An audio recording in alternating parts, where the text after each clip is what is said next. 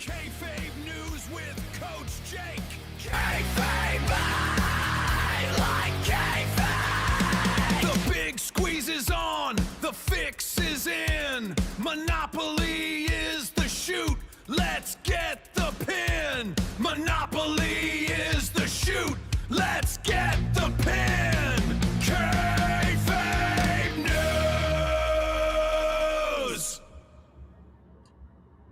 All right, what do you guys think about that? Is that cool or what, man? I'm so excited. All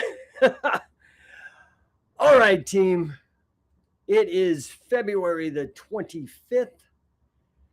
It is an amazing time to be alive. And yeah, man, we're live right now. This is your daily Kayfabe News. I hope you guys, if you guys like that that promo, that intro, please let me know. I like it. I think it's good. Okay, guys. The global shoot for today. Put down the dirt sheets. Open your eyes, smart marks. It is Wednesday, February 25th, 2026. You are live at the gorilla position for the only political commentary that knows the difference between a work and a shoot. Welcome to the Kayfabe News. I'm your host, the guy who knows who booked the finish before the bell even rang. All right, guys, speaking of ringing the bell, let's give a shout out to our sponsors. We've got to pay the ring crew.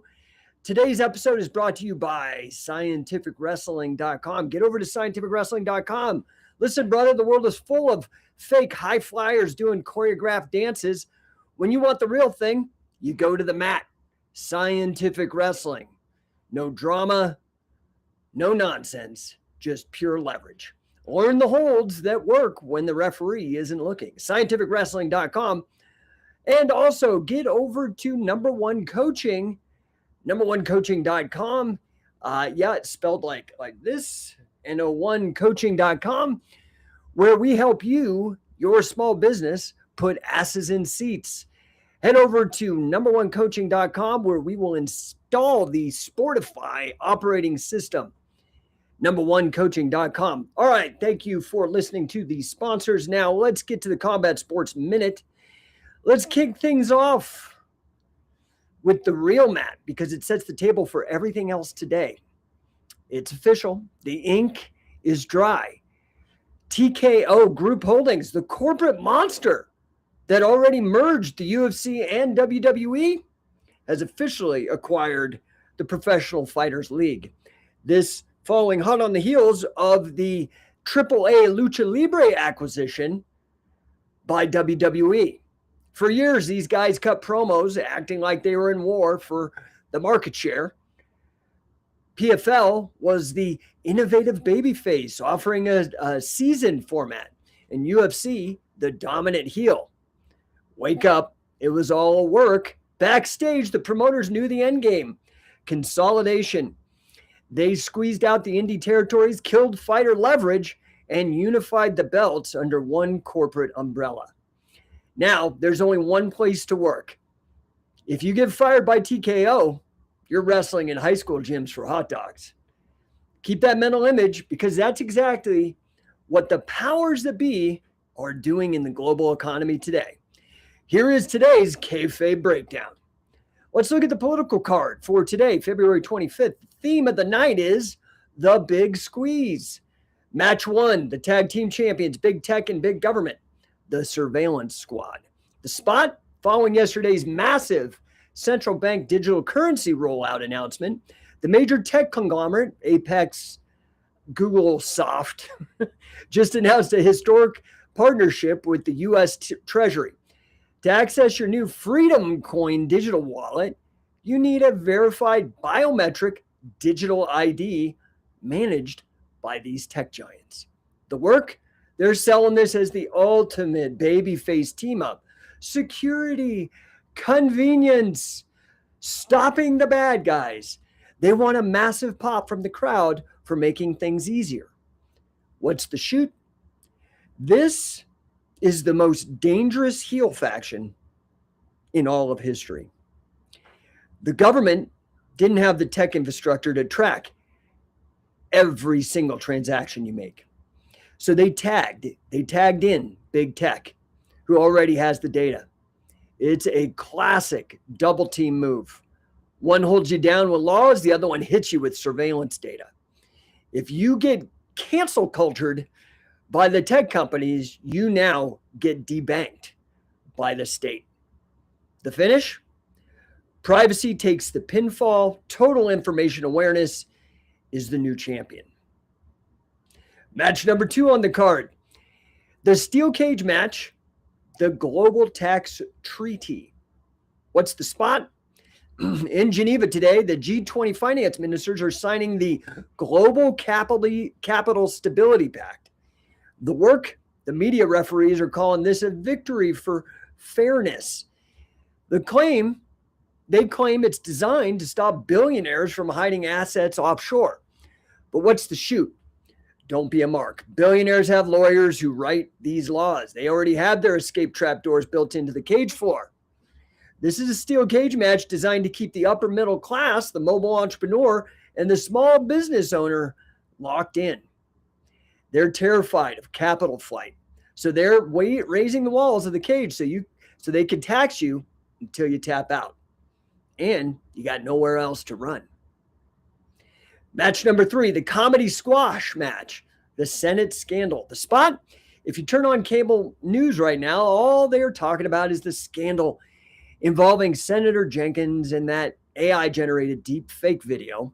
The work, our democracy is at stake. This is the most important story of the day. The shoot, this is distraction heat.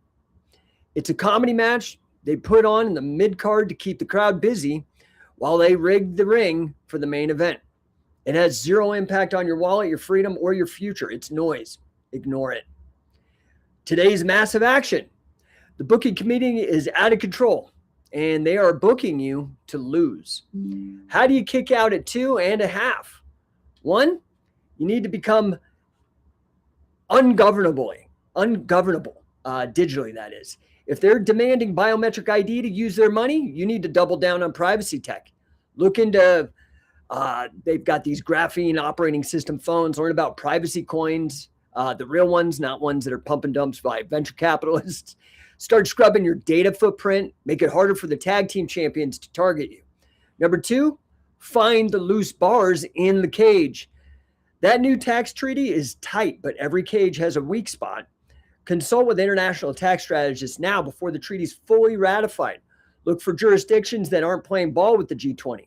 If you have portable income, find a bolt hole right now. This TKO merger proved one thing. The big guys will always collude against the talent. In this global ring, you are the talent. Don't let them screw you on the contract. Keep your heads on a swivel. Smart Marks. We'll see you at the next show. All right, guys. Hope you guys are doing good. Let's go back. Let's go to the chat. We've got Jerry saying ring crew works for experience and hot dogs. Ava, first one here. No, I think Jerry might have beat you. Sorry. Yay. No, listen, next time. We're here all the time. Don't know what that means. JSN Prod 123. Go start a family. I love that. I mean, dude, this is so, I want to talk about this for a second. JSN Productions 123. You guys do need to consider starting a family. Sure, are there tax breaks? Okay, that's not what I'm talking about. Population collapse is imminent. If you guys aren't tracking this stuff, let me, this book is amazing. This book, okay? The story of population growth, innovation, and human flourishing on an infinitely bountiful planet. For decades, they've been pushing this depopulation nonsense. I mean, obviously guys like Gates and whomever trying to depopulate the planet, and they are succeeding. Testosterone rates are down. The replacement rate is down. I mean, Elon Musk talks about it. Not that that matters that it's him, but this is a big, big issue. So yeah, I like that. JSN, go start a family. Let's see. What do we got? We got upgrade. 10:15. Trump saved the American dollar as the world reserve currency. CBDC was coming, but at least we have a choice between cash. Trump should get a little bit of credit for that. I mean, I don't know. Maybe you're right. I don't know. I'm skeptical. I'm always skeptical of those guys that get into power. I was a fan of Trump for the brief moment after the shot he took to the ear, the assassination attempt. I did like Bobby Kennedy. That's who I was planning on voting for, although I do still believe voting is like betting on pro wrestling matches. I think it's a nonsensical move. And I like Tulsi Gabbard, so he did some good there. But man, he got about 3 months in, and I've just been pretty disappointed. I think he's just left the base. So yeah, maybe Trump helped out with the cash. I don't know. I put, during this last collapse of Bitcoin, I bought some futures on a ETF that is a triple leveraged Bitcoin fund because, first of all, buy low, sell high. But I look at what is going on, and I think they're going to pull kind of a revaluation of the dollar in the way they did with gold under FDR. I have a feeling that's going to happen with Bitcoin. Remember that the U.S. government has the largest Bitcoin wallet. And yeah, so I'm very bullish on Bitcoin right now. And given that, what's the guy who runs Donald's organization now? It's Eric Trump. He's a follower of Scientific Wrestling on Instagram, as crazy as that sounds. So is Johnny Knoxville. We've got like some really great people following us, and I'm very grateful for that. But I know that Eric Trump is very, very heavy into Bitcoin mining right now. And I'm wondering if he knows something that the rest of us don't know. Anyway, yeah. All right. Guys, I'm going to be here for a minute answering questions. Hope you guys are doing good. If you have any questions on your small business. Dude, I charge a lot of money, man. I charge people $50,000 up to $50,000 a year for my services. I was the 2-time 10X performance coach, 2024-25 for Grant Cardone. I have a master's degree in financial engineering. I was involved in mortgage banking and investment banking and developing models and valuations on an $80 billion portfolio. So if you got questions about business, finance, political economy, I was also the chair of the Libertarian Party of Utah, ran for Congress. What else? So I know a little bit about these things. I can also talk to you about wrestling, in particular catch wrestling. I'm very excited. I've got working very, very quickly and on getting this thing published. It's my newest book. If you guys don't know, I've written many books. I've got to be almost close to publishing 24 books, something like that. Maybe it's more than a dozen, maybe not 24. But anyway, I've got 2 of them coming out.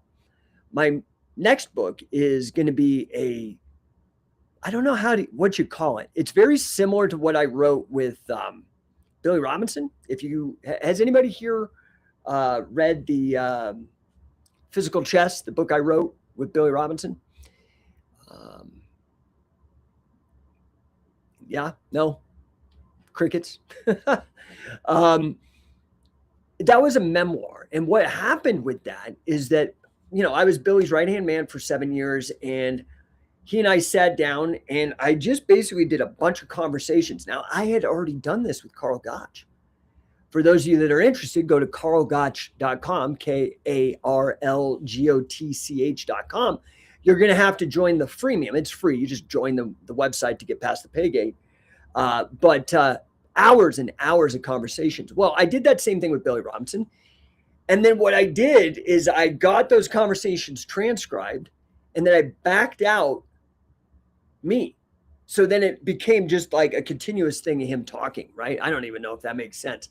But I did that with my conversations with Carl. And I'm very excited to say that book, I just submitted the manuscript to my publisher, ECW Press.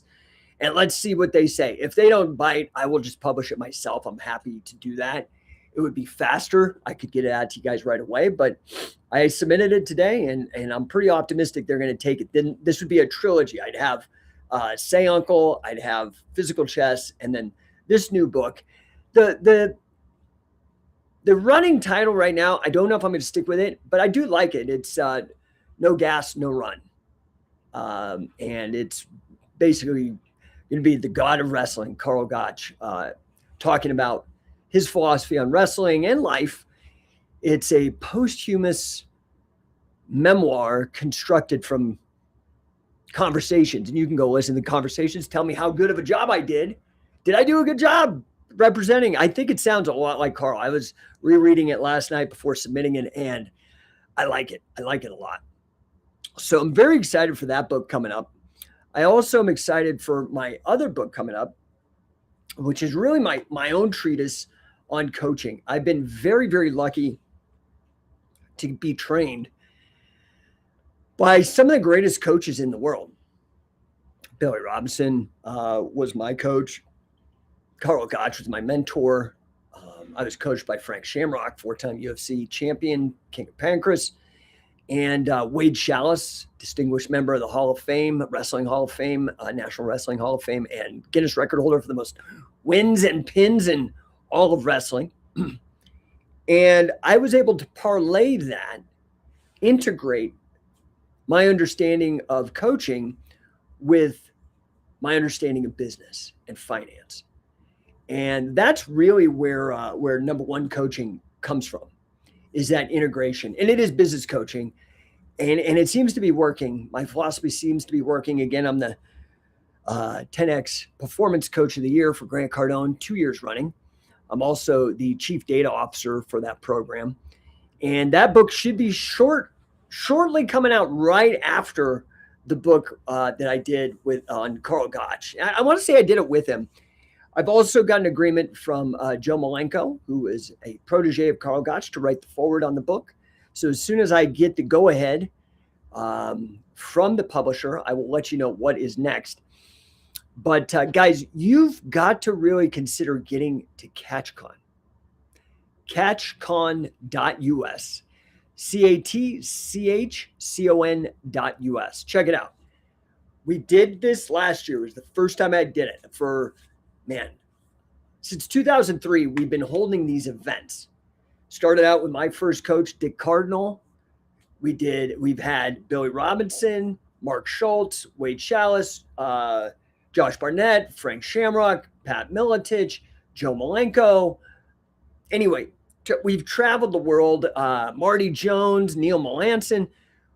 We've traveled the world doing this. And I'm going to be honest, this is my passion project, one of them. And it was just, I was traveling. I was doing like more than 25 round trip flights a year, traveling around for this. Right. And so, yeah, I don't know, man. It was pretty brutal. And, anyway, my idea was, let's consolidate this into one mega event, and that is CatchCon. So last year we had 8 different coaches. You got 2 certifications. You got a Mace Bell. You could stay in the house, this nice B&B that we got. You could stay in the house with the coaches if you wanted that extra time with them. And we held the season 1 taping of Shoot Pro Wrestling. If you go to shootpro.tv, you can watch it. Let me know what you think about it. And yeah, I was pretty happy with that, how everything worked out. We had 3 divisions. Each champion won $1,000. We had an under 80 kilo, over 80 kilo, and tag teams. We're doing the same thing this year and adding a women's division. So if you know a woman, like we know how hot women's wrestling is right now, amateur wrestling, folk style, freestyle. I guess it's mostly freestyle, unfortunately. But get over there, man. We're holding this actually very strategically the week after USA Wrestling has the US Open in Vegas. We're literally the next weekend. So if you know an athlete going to Vegas for that, they could stay over. They can make $1,000 plus. Go check it out. Go to shootpro.tv. Watch the footage. You're going to get a professionally produced with a Hall of Fame commentator, a video of your match that you can use. That's part of your ticket. This is an unreal deal. And when you go see ShootPro.tv, we have upped our game. We actually are in the Future Stars of Wrestling TV studio in Las Vegas, Nevada. We're going to have a 5 camera. It's got a ceiling cam, a fixed cam, a couple roving cams, and then a backstage cam. Smoke machines, lasers. Dude, you're going to want to dress to impress for this, okay? This is going to be amazing. CatchCon.us. You can check it out. Frank Shamrock, UFC Hall of, 4-time undefeated UFC champion, first middleweight champion, holder of Guinness World Records holders for the fastest submission, fastest knockout. He's going to be coaching again. Pat Militant, and he's also the chairman. Frank Shamrock is the chairman of ShootPro.tv. And we've also got Pat Militant, UFC Hall of Famer. Guy is a legend. Not only is he the inaugural welterweight champion and a Hall of Famer, he coached like 11 world MMA champs. Jens Pulver, Robbie Lawler, Matt Hughes. Dude, this guy knows how to coach. He's going to be in person. We've got Rick Brown, Mr. Mace Man. He's coming back. Certify everybody, get everybody trained up on the mace. We've got Joe Malenko, just signed on, Jody Simon, Carl Gotch protege. So I'm really trying to get this book out. I don't know if the publishers can move that fast. If I self-publish, I'll have it out before CatchCon. But Joe Malenko is going to be there. We've got, I'm really excited actually to have Carolyn Wester. I don't know if you've seen Wrestling Prep, but Henry Cejudo, Olympic gold medalist, has hired her. Tons. Masvidal has hired her. Like, she is huge. She's going to be there. She is this body mechanics expert, as well as JJ Howland, who is an expert in chain wrestling. He's been coaching camps with Helen Maroulis and Veronica Anthony, Veronica Vortex. Maybe you know her as on Instagram. So, guys, you're going to want to get over to CatchCon.us. You can see the whole team. Plus, we've got all the Scientific Wrestling Elite coaches. Well, I don't know if Jesse Merez is going to make it this year. Sadly, I'm not sure. I think he wanted his own slot, but we just got it so full. But all the other coaches have been there. Luis Ojeda, who's the winningest catch wrestling competitor in modern history. We've got Gil Olivas, who runs the Black Flag crew down in Arizona. Very, very highly competitive, highly winning team. We've got Sam Crescent is going to be there. His son just took first place in regionals for CIF, which is a huge tournament. Guys, you don't want to miss this. We've already sold 15% of the tickets, and it is months away. You're going to miss out. This is insane. Go to ShootPro.tv. You'll see what we filmed. You just get a smattering of it. Unbelievable opportunity. This is probably the greatest event and best value that you're going to find. I'm just being real here. Just totally being real, right? So, all right, guys, listen, I'm going to jump here in a second. If you have any questions on catch wrestling, on small business, anything like that. Oh, okay. Am I a Jew by Sick Wicked? No, I am a mutt. I don't think I did a 23andMe. I don't think I have any Jewish in me. I have like 1% African, I think. No, Shannon is my last name. That is Irish. And I have Spanish in me from Spain. I have a little Native American in me, and I have Dutch and German. But I was raised a Catholic, but I'm, as Carl Gotch would say, a BWF Catholic, birth, wedding, and funeral Catholic. But I really am not practicing. I'm real big into the whole Jesus vibe. I love the philosophy. I love him as a teacher. But, today's kayfabe news, I keep talking about these consolidations. And I actually, in my 2009 book, Anomaly, Revolutionary Knowledge in Everyday Life, I talk about this concentration of power that is typically something that we have to be aware of and conscious of, and in the words of Thomas Jefferson, eternally vigilant of. And it's just a naturally occurring thing, right? Like this idea of individual liberty that we've been able to experience largely not because of the Constitution so much as the Bill of Rights, the amendments, the first 10 amendments of free speech, self-defense, privacy, trial by jury, those things. That's an anomaly, okay? When you look at human history is largely the history of masters and slaves. And there's this concept in statistics called mean reversion. I don't know if you've ever heard of it, but mean reversion, which is the tendency for things to return to average. And I could see it with, these big businesses, these surveillance companies like Palantir and Alex Karp and Peter Thiel and all these. We're heading back towards consolidations. And that's what I'm talking about with, the macro and the micro sometimes mirror each other, as above, so below, right? Toth or whoever said that.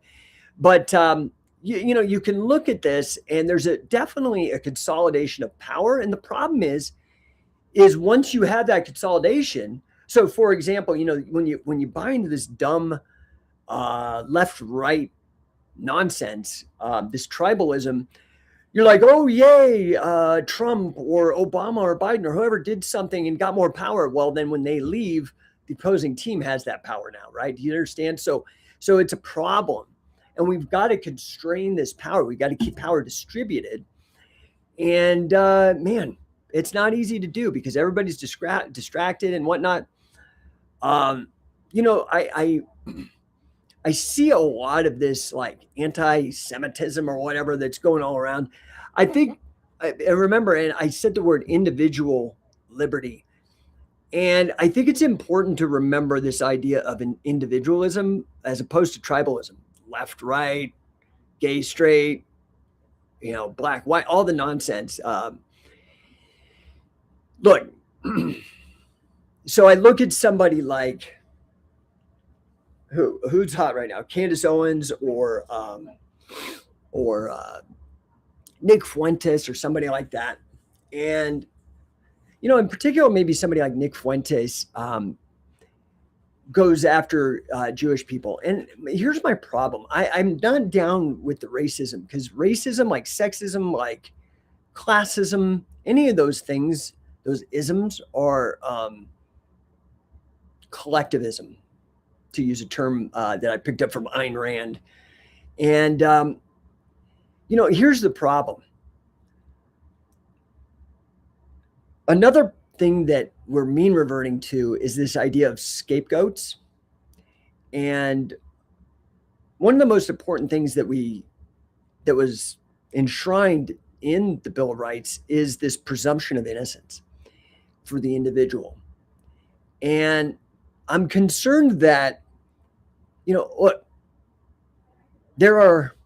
so somebody like Candace Owens, or in particular, maybe more Nick Fuentes, he claims Catholicism, but is very, lumps Jewish people all together. And this is my problem because, I'm sure he wouldn't want to be lumped in as a Catholic. And because, right now with the Epstein files, all this nonsense that was exposed in that is getting the limelight. But remember, the Catholic Church was really, really kind of the ones that first really got in the news about this years ago in the abuse of children. And so I just want people to remember, like, there are good and bad individuals in every arbitrary grouping. There's good black people, good bad black people, good white people, bad white people. Same for gays or straights or trans or whatever the thing is. We've got to stop lumping people together and start judging people. We've got to go to more of a meritocracy. And again, I use like sports metaphors a lot. It's, my work in catch wrestling and growing this sport, I've really learned to appreciate the beauty of sport where, it unifies people by and large. You can have, like, you go to the gym, you have all kinds of different people show up in the gym, different economic classes, different races, different religions. Everybody just shows up and works out and plays the game. And that's because it's a meritocracy, sports, right? And that's why I'm also against this idea of the work or the fix being in, because it corrupts that. Sportsmanship. I think you can apply it broadly.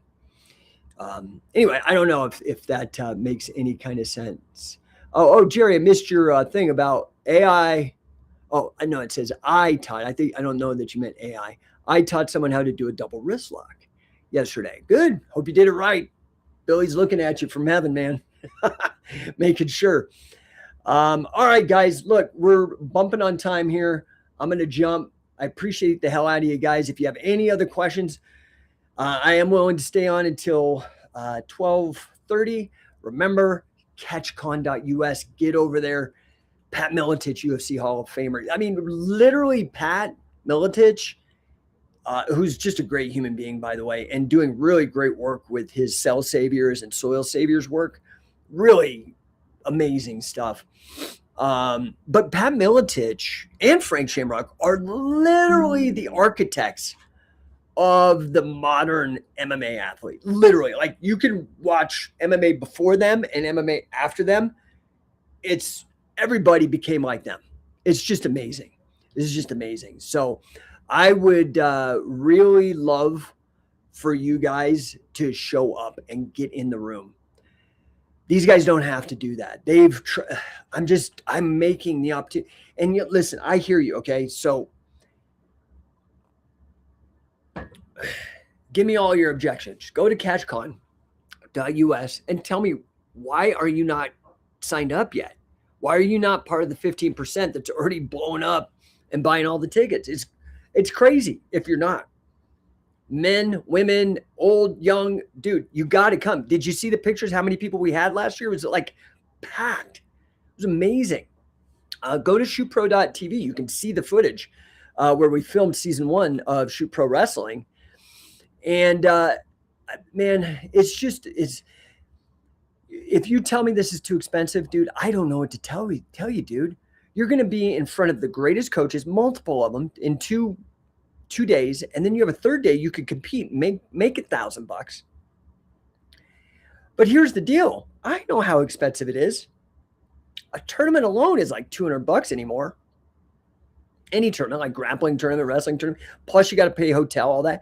I have a ticket tier. I can't remember if it's King of Sport or God of Wrestling, whatever the ticket tier is, where you actually get to stay in the house with us. The Airbnb, we're getting this luxury B&B. I'm going to try to get a big pool, hot tub, all that kind of stuff. We have the food catered. It's an unbelievable bargain. And you think you're spent.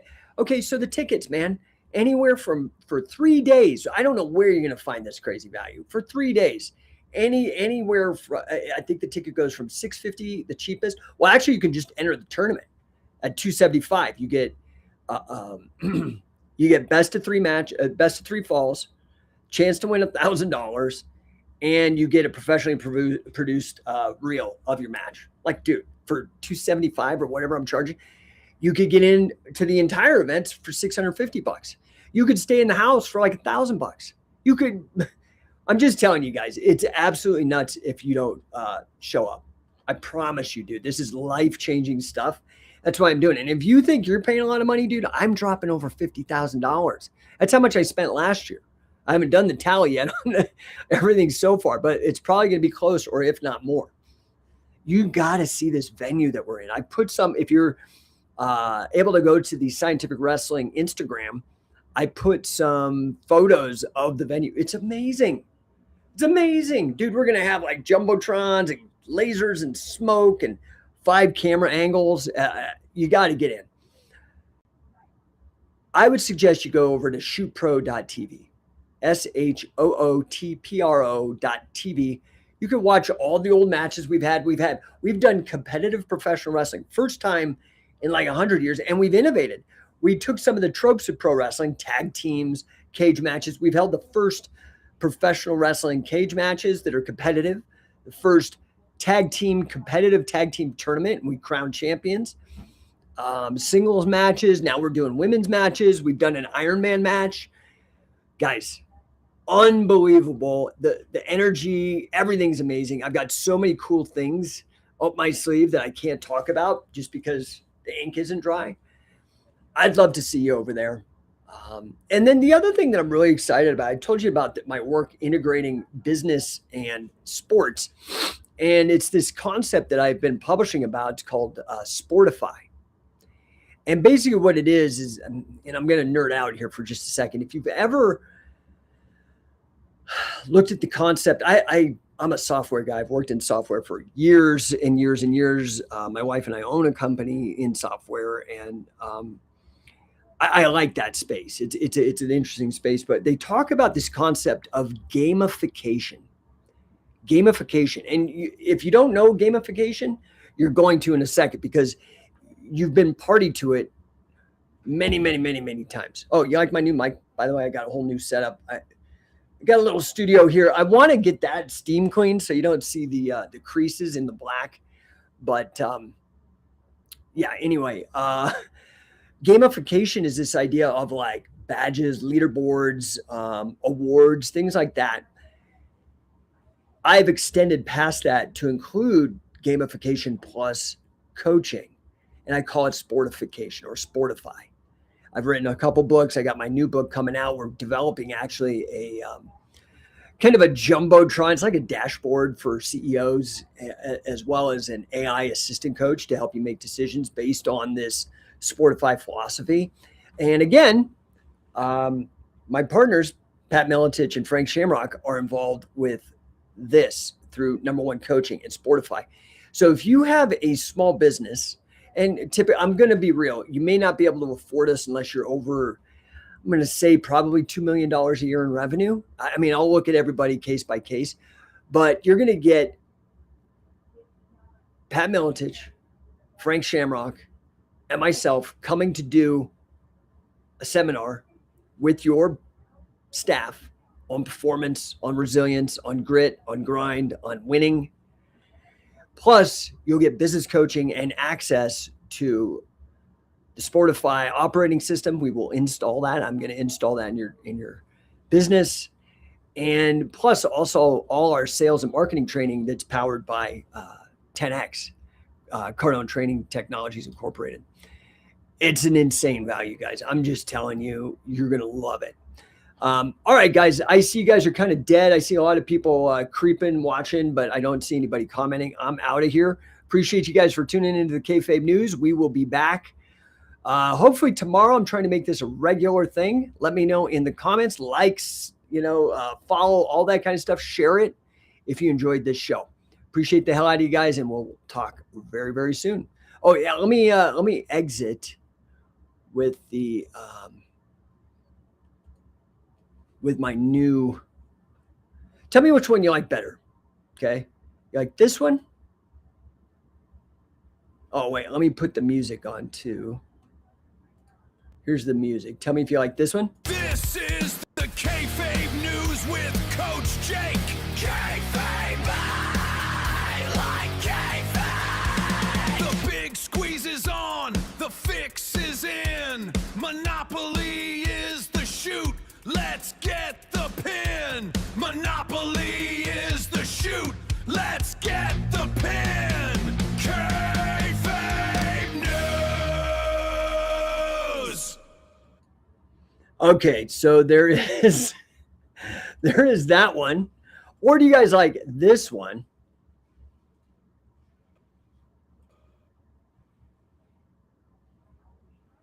This is the Kayfabe News with Coach Jake. Kayfabe, I like Kayfabe. The big squeeze is on, the fix is in. Monopoly is the shoot. Let's get the pin. Monopoly is the shoot. Let's get the pin. Kayfabe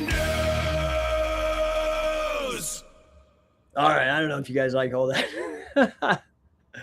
All right. Oh, we did get another person in the chat. Sorry, I was too busy trying to show you guys my thing. What's the question here?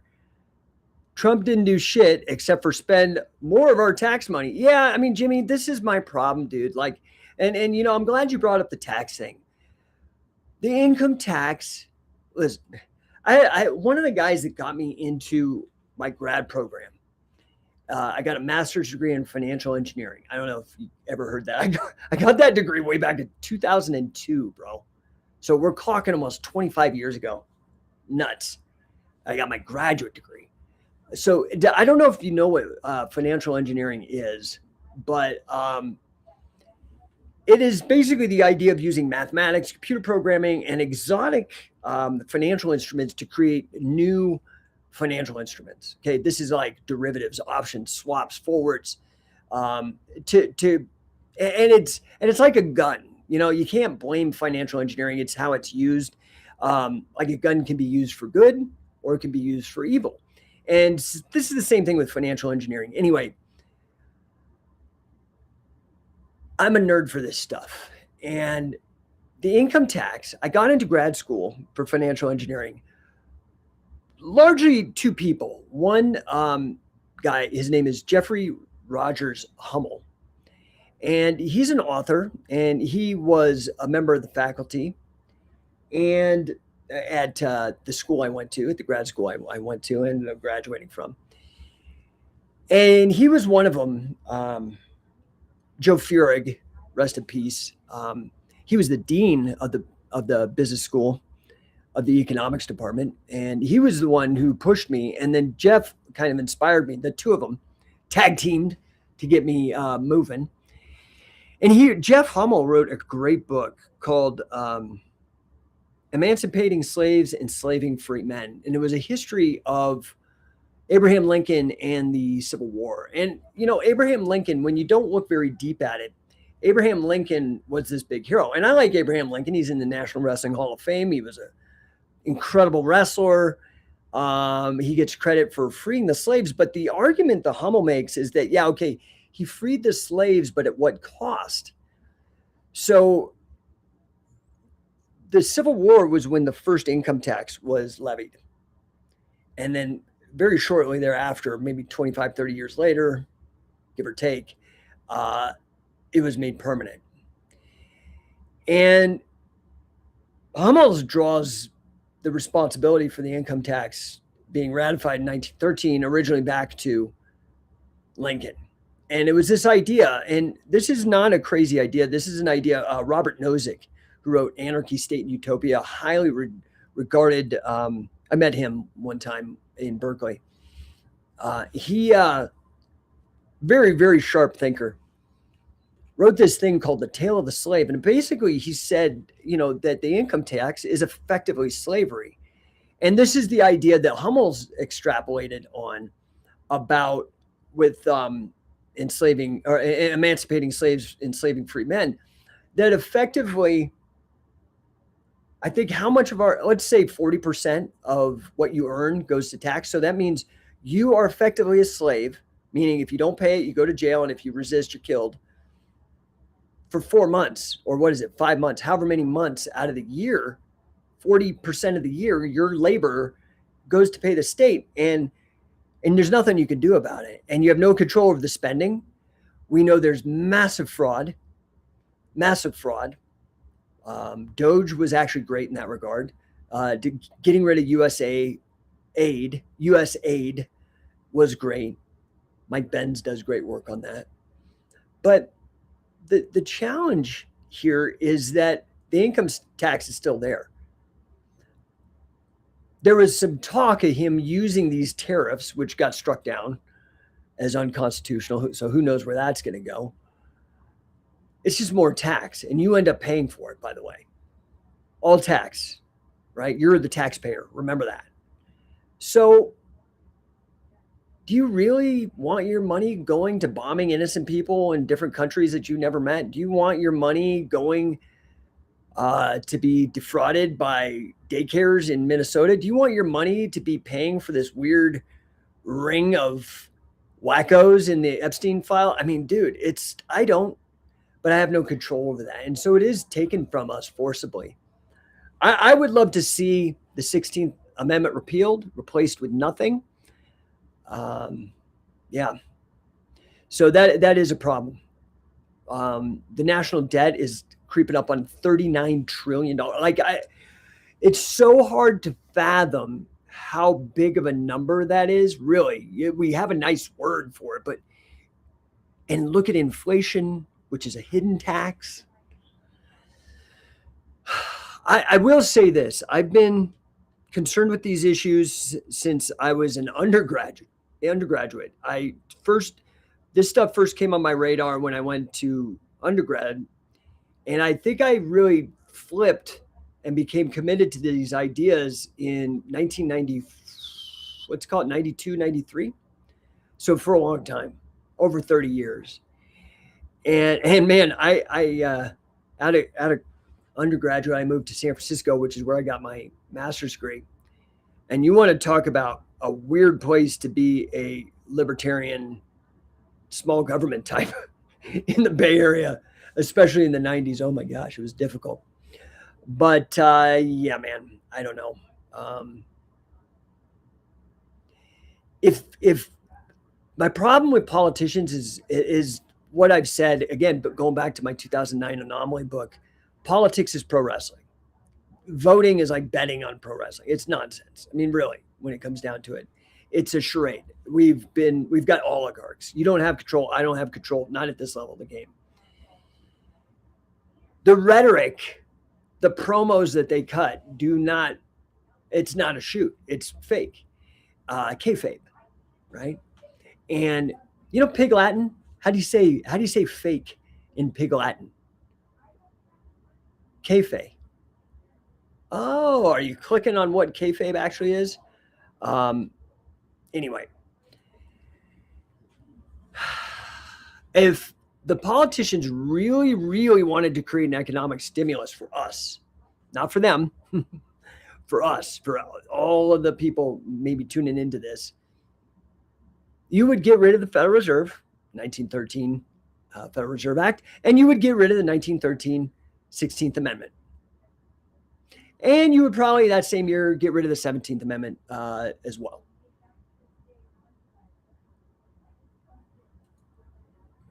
But will we ever see that happen? I don't know. Like I said, there is this idea of mean reversion, and all of human history is the history of masters and slaves. And it seems like this freedom thing was a blip. I'm in my 2012 book, Endonomics, like economics, but end. Very, very prescient book. I was shocked at how much inflation they actually would do. I didn't think they would do it, but we still stand at this risk, this massive risk of deflation.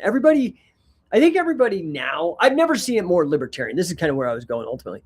And since 93, I've been pushing for these ideas, writing books, having radio shows, podcasts, doing interviews, all this stuff. And I've never seen it more, whatever you want to call it. I call it libertarian because that's the word I use for it, but concerned with individual freedom, the things that the Bill of Rights is supposed to enshrine. I've never seen it more concerned about that stuff than now. And it's amazing. I see more people, quote unquote, awake. I hate that metaphor, but awake to the importance of human liberty and freedom and freedom of speech, right of self-defense, privacy, all that. I've never seen more people awake to it than today. More people skeptical of government on both sides. So in my 2012 book, Endonomics, which I talk about the end of the United States, I talk about deflation. I'll explain that briefly. I called myself an apocalyptimist.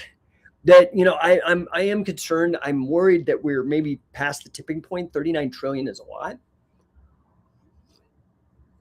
I explained why I'm bullish on Bitcoin. They may numerate the debt in Bitcoin, like they did gold, like FDR did with gold. Bitcoin would go crazy. But $39 trillion in debt is insane. That is like, you don't even understand. I mean, if you try to write that number, you would be shocked to see how many zeros it is. So what I want you to understand is, I think most people understand how inflation works. This is what I describe in Endonomics. Most people today have gotten wizened up about fractional reserve banking and how money is created out of thin air but with this relationship between the U.S. Treasury giving bonds to the Federal Reserve, and it's just basically creating money, and it's through this lever of interest rates that the Federal Reserve Board chairman is in control of. But what few people understand is how deflation works. If you take the $39 trillion in debt and then add to that the quadrillions, bigger than trillions, quadrillions in derivative liabilities. So inflation happens when you inject fake money. You just create it out of thin air. You just inject more money into the system and it dilutes the existing money's value, right? It just inflates. What happens? How do you pull money out of the system? How do you deflate? You do that when you default on the debts. So if you understand, our entire financial system has now become built on debt with the passage of the Federal Reserve Act and the lack of sound money. It's just an IOU based on the strength of the military, frankly, the standing armies and the Navy. So, well, now the Space Force and all the other crazy tech they've got cooking. At some point, so if you've ever tried to get a mortgage and your debt to income ratio isn't correct, meaning the person lending you the money says, hey, I'm worried about your ability to repay the debt. Your income is not enough for the debt you're taking out. When that reaches a certain tipping point, you're bankrupt. Well, the United States government, who is a person, has been bankrupt for a long time, and it's just getting worse. So now the interest rate on the debt, the income tax that you and I pay, doesn't even cover the interest. That's where the income tax goes, by the way, to pay the interest on it. And most of that now we're finding was probably fraud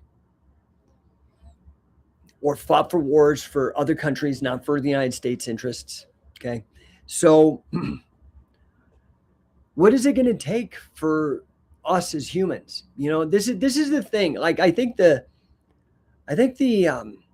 founding fathers get a lot of heat because they did make some mistakes. I mean, it's easier always to judge from today's standards. Yeah, they had slaves, like they did some awful stuff. I mean, Benjamin Franklin, man, they found like bodies buried on his. I mean, I don't know what's going on with those guys. But on the flip side, they did create a system of government that did allow a lot of people to be free and allowed us to have free speech and allowed these. So I'm not giving them a blanket pass. I'm like giving them credit where it's due and condemnation where it's due. It's not just throw the baby out with the bathwater. But yeah, there was some bad stuff, no doubt.